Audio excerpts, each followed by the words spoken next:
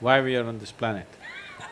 By accident or by design or by superpower? I think even the planet is wondering why the hell these human beings came here.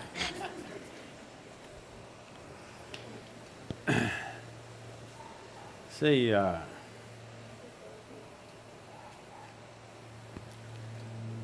solar system, the way it is, and so as the other universal systems, the galaxies, they're all happening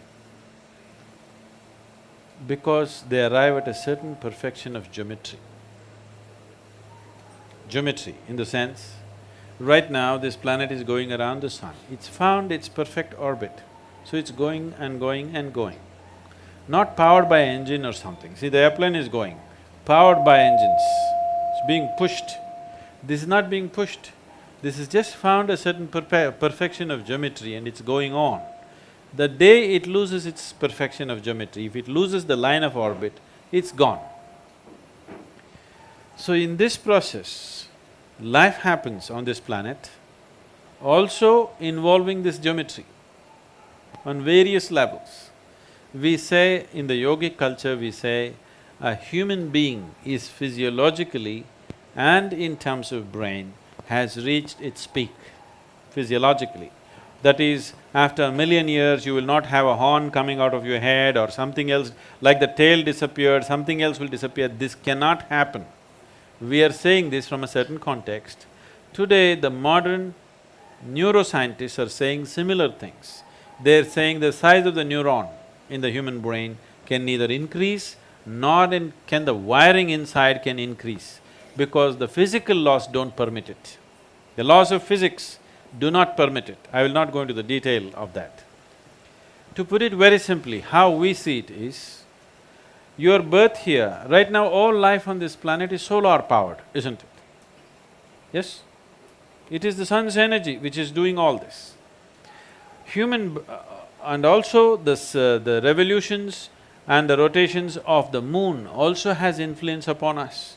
The very ocean is rising and falling with the movement of the moon. Only because our mothers' bodies were in tune with the cycle of the moon, we are born and we are here. Yes?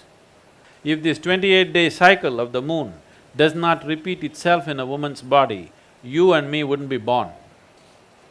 So because it has reached that, we say physically, the physical laws have come to a certain place where life upon this planet cannot evolve further. You can make use of what you have in a much better way. Using the same technology, we had a dumb phone, then we had a smartphone, now we have an iPhone. Like this, we can go on improving it, how we use it. But the fundamental physical laws will not permit any further evolution of this creature. So did it happen by accident? No. The theory of evolution, you know Charles Darwin, who made a monkey out of you? Not me, him. If you look at the theory of evolution, which was propounded just 150 years ago, we have said this thousands of years ago, in the sense, you know the 10 avatars?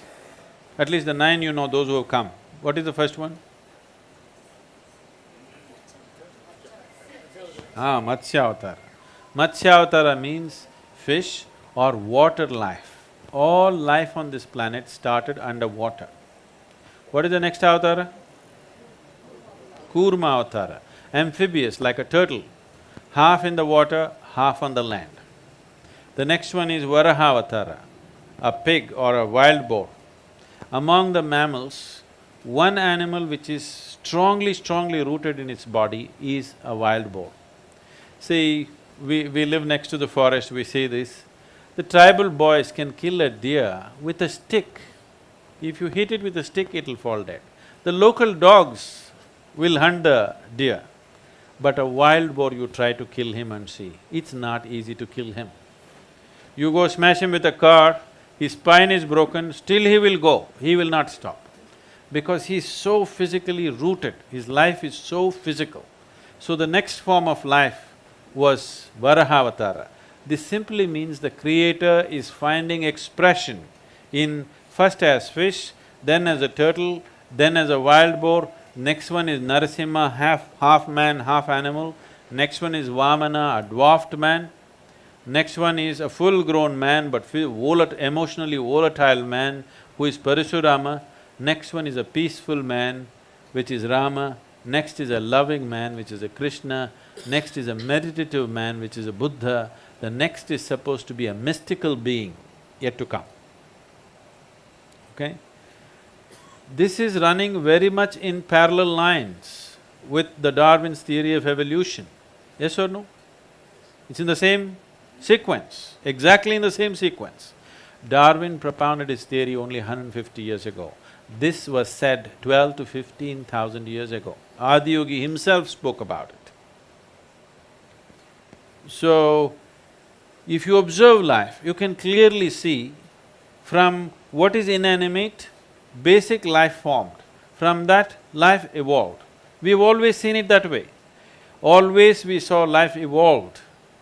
Constantly, we are in every temple you go, there is a snake, there are various symbolisms all around the place, because even today in your brain, one part of your brain is a reptilian brain. You know, the core part of your brain is still a reptilian brain and it still functions, and we have different practices in yoga as to how to transcend this reptilian brain and allow the cerebral cortex to function. And today, we have scientific evidence to show you. The University of California has done scientific studies on Shambhavi Mahamudra, the basic practice we teach usually. And they say if you practice Shambhavi Mahamudra for 3 months, the neuronal regeneration increases by 241%, a kind of percentage that's never been recorded in the history of any kind of research, okay? Just a simple practice for 21 minutes. 241% increase in your brain function and neuronal regeneration. This means as you grow old, you will become more intelligent. Usually young people think you're getting stupid. Yes, your brain is actually growing, you understand? It's getting better by the day.